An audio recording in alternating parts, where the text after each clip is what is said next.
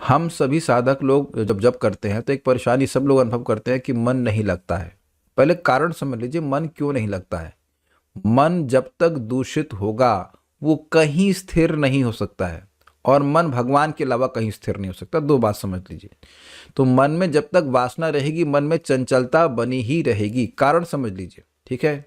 तो अब आपको कारण समझ लिया तो उसका निदान क्या है कि वह साधन स्वीकार करें जिससे मेरी वासना का निर्मूलन हो जाए, मतलब हमेशा के लिए वासना खत्म हो जाए।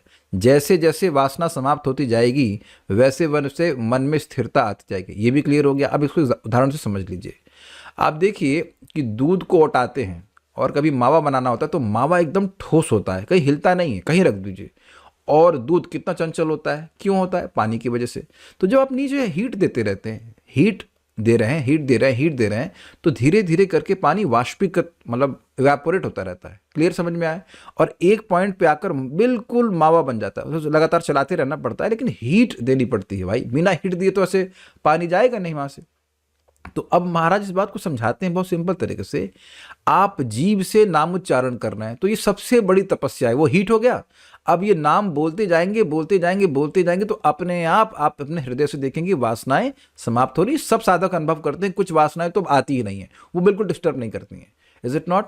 और एक पॉइंट पर जब वासना बिल्कुल समाप्त होती चली जाएगी तो फिर, या फिर बहुत समाप्त हो जाएगी, तो मन आसानी से भगवान में लगने लग जाएगा।